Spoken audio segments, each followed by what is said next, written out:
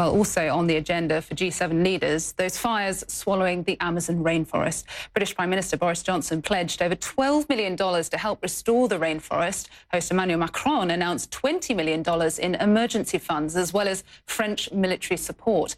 Well, Macron said all the leaders agreed about the urgent need to help nations affected by the fires.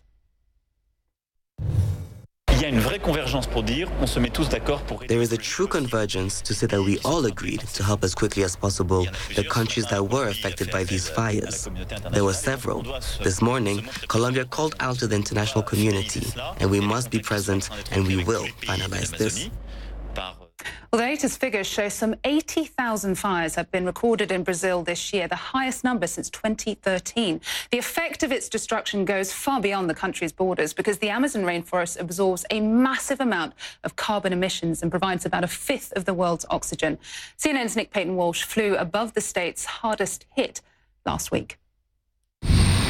There's little below but ghosts, and even they seem to have been given up on. These are the newest fires in the worst hit state in the Amazon.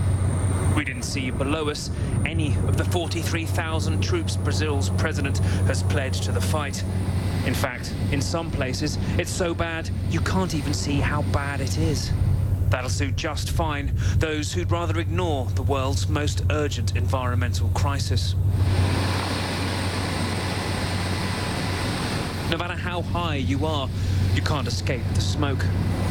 We even close our air vents inside the plane to stop it. The sun made this green paradise over millennia, but now barely peeks through the smoke of its destruction. Well, these apocalyptic sites are kind of like the warnings about what might happen if the world doesn't do something about the climate crisis that you keep hearing. But instead, it's right below us, right here and right now. I have to climb. Understand. What's startling is how much of this immense jungle people have managed to destroy in so short a time. Unbelievable. They had help. Fires they lit and that happen naturally in the dry heat, but usually peak later in the year. This is not just a forest burning, this is almost a cemetery, because all you can see is dead.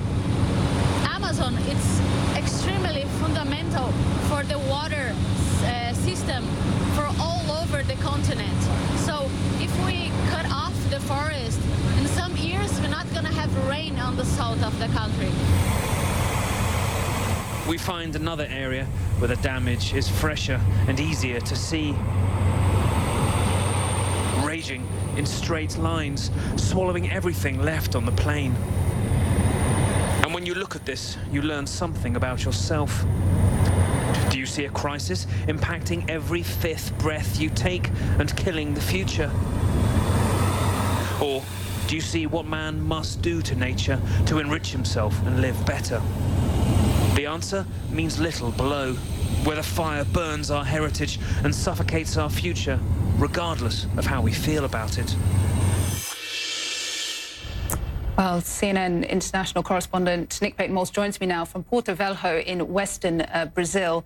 And Nick, you said there in your piece that this isn't even peak season for wildfires in the Amazon. So how can they even hope to stop these fires without irrevocably damaging the forest?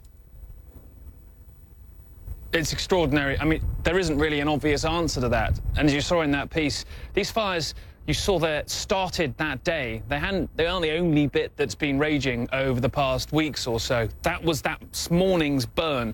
So the idea that some sort of military deployment here, or that the kind of periodic C-130 cargo planes we see taking off here can make an enormous impact on that, well, that's kind of far-fetched, to be honest. So, I mean, I'm not an expert in firefighting, but just the volume of what you see down there as you fly over it, and the small areas, frankly, we were lucky enough to fly over and see fire above, is just devastating. So when we hear today French President Emmanuel Macron saying the G7 are pledging $20 million towards this, that really is potentially enough to spur more of an emergency effort here. But the volume of assistance required, I mean, 80,000 fires so far this year, 6,000 here in Rondônia State. These numbers just are almost impossible to get your head around. The damage is extraordinary. It changes every day. You know, we are hundreds of miles away from what you saw there here in Porto Velho, but there's fog here, the smoke that comes in every morning blots the skyline out. So this is incredibly hard, frankly, to get across the extent of the emergency that they're suffering here and the gulf between that and kind of the thimble of water that they seem to be throwing on it at the moment. Christina? Yeah, these pictures are just extraordinary, Nick, and it's important for us to see them firsthand. Thank you so much for your reporting there in Brazil.